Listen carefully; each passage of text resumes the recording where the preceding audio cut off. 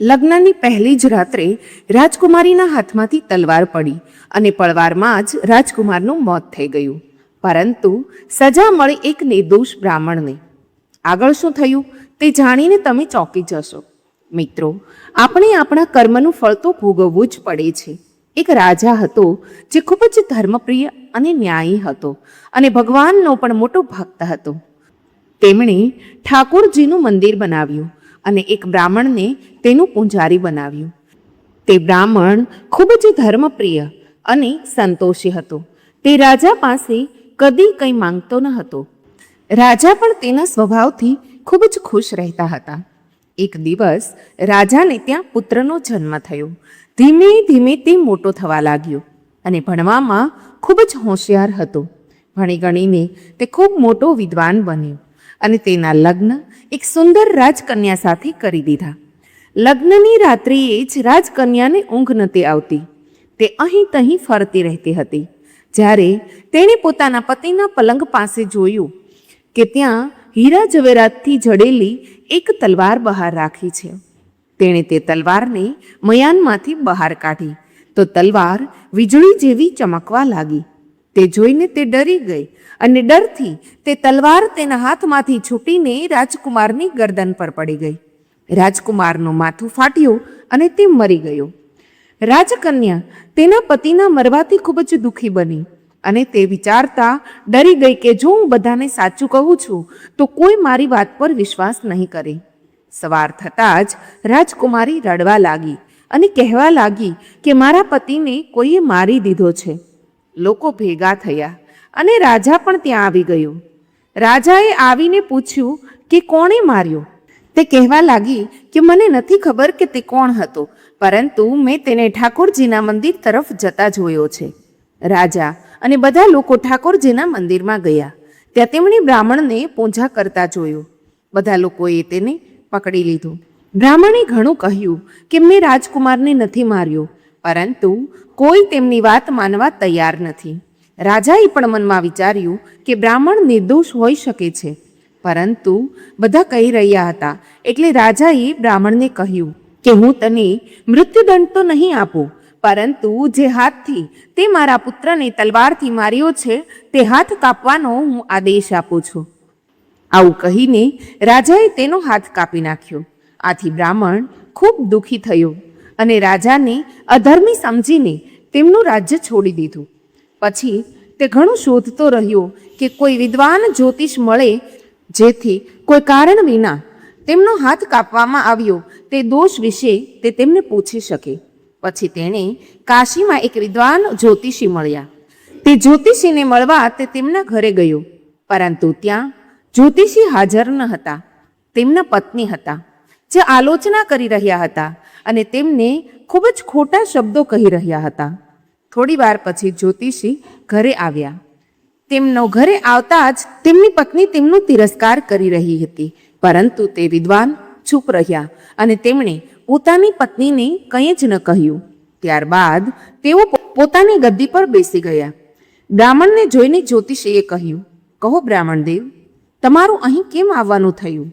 બ્રાહ્મણે કહ્યું, આવ્યો તો હતો હું મારો હાલ પૂછવા માટે, પરંતુ પહેલાં તમે કહો કે તમારી પત્ની શા માટે તમારો આટલો તિરસ્કાર કરે છે? ત્યારે જ્યોતિષીએ કહ્યું કે આ મારી પત્ની નથી, મારું કર્મ છે. દુનિયામાં આપણે જેને પણ જોઈએ, ભાઈ હોય, પુત્ર હોય, શિષ્ય હોય, પિતા હોય કે કોઈ પણ સંબંધ હોય, એ બધા આપણા પોતાના જ કર્મ છે.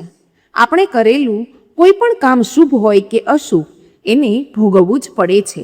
તેથી હું મારા કર્મોને ખુશીથી ભોગવી રહ્યો છું. બ્રાહ્મણે કહ્યું, તમે એવું કયું કર્મ કર્યું હતું? તો જ્યોતિષી કહે છે કે પૂર્વ જન્મમાં મારી પાસે એક ગધેડી હતી અને આજે તે મારી પત્ની છે. ગધેડીની પીઠ પર એક ગાંઠ હતી અને એના ફૂટવાથી તેમને ખૂબ જ પીડા થઈ રહી હતી. તે ગાંઠમાં કીડા પડી રહ્યા હતા, જેને કારણે તેને અસહ્ય દુખાવો થતો હતો. એકવાર એમની પીઠ પર મેં કંઈક ઘા માર્યું અને તે દુઃખથી ત્રાસી ઉઠી અને ત્યાંથી દોડીને તે ગંગા નદીમાં જઈ પહોંચી અને હું પણ તેમની પાછળ પાછળ ગયો. ગંગા નદીનું પાણી જોરથી વહી રહ્યું હતું. જેને લીધે અમે બંને તેમાં તણાઈ ગયા અને વચ્ચે જ મરી ગયા. પછી ગંગાજીની અસરથી તે બ્રાહ્મણ બની અને હું ખૂબ મોટો જ્યોતિષી બન્યો. આ તે જ મારી પત્ની છે, જે ક્યારેક મને મારા મોઢા પર જ ગાળો આપે છે અને મને દુઃખ પહોંચાડે છે. પરંતુ મેં વિચાર્યું કે તેને દુઃખ પહોંચાડવું નથી. તેની સમજ એક દિવસ ઠીક થઈ જશે અને પોતાના પૂર્વના કર્મોના ફળને સમજતા હું તેને સહન કરી રહ્યો છું અને હું એ જ કારણથી શાંત છું અને તે દિવસની રાહ જોઈ રહ્યો છું કે જ્યારે તેનો સ્વભાવ સારો થઈ જશે. હવે તમે કહો કે તમે અહીં કેમ આવ્યા છો? બ્રાહ્મણે પોતાનું બધું કથન કર્યું. મારો નિર્દોષ હાથ કેમ કપાઈ ગયો? જ્યોતિષીએ કહ્યું, રાજાએ તમારો હાથ નથી કપાવ્યો, તમારા કર્મના લીધે જ તમારો હાથ કાપવામાં આવ્યો છે. આ વાત પર બ્રાહ્મણે પૂછ્યું કે એ કેવી રીતે થયું? જ્યોતિષીએ કહ્યું કે પૂર્વજન્મમાં તમે એક તપસ્વી હતા અને રાજકન્યા ગાય હતી અને રાજકુમાર એક કસાઈ હતો. જ્યારે કસાઈ ગાયને મારી રહ્યો હતો ત્યારે ગાય પોતાનું જીવન બચાવવા માટે તમારી આગળથી જંગલમાં ભાગી ગઈ. પાછળથી કસાઈ આવ્યો અને તમને પૂછ્યું કે ગાય અહીં તો નથી આવીને? પરંતુ જે તરફ ગાય ગઈ હતી તે તરફ તમે તમારા હાથથી સંકેત આપ્યો. ત્યારે કસાઈ ગયો અને તેણે ગાયને મારી નાખી. એટલામાં જંગલમાંથી એક સિંહ આવ્યો. ગાય અને કસાઈ બંને પર તૂટી પડ્યો અને બંને ત્યાં જ મૃત્યુ પામ્યા. કસાઈને રાજકુમાર અને ગાયને રાજકન્યા તરીકે જન્મ મળ્યો. પૂર્વજન્મના કર્મો માટે એક રાત્રિ માટે બંને સાથે આવ્યા. કેમ કે કસાઈએ ગાયને મારી નાખી હતી. આ કારણથી જ રાજકન્યાના હાથમાંથી ભૂલથી તલવાર પડી ગઈ. રાજકુમારનું ગળું કપાઈ ગયું અને તે મરી ગયું. આ રીતે પોતાનું ફળ આપી કરીને કર્મ નિવૃત્ત થઈ ગયું. અને તમે જે હાથથી ઈશારો કર્યો હતો તે પાપ કર્મે જ તમારો હાથ કાપી દીધો. તેમાં તમારું પોતાનો જ દોષ છે, કોઈ બીજાનો નહીં. આવું સમજીને આનંદથી તમારું જીવન વિતાવો.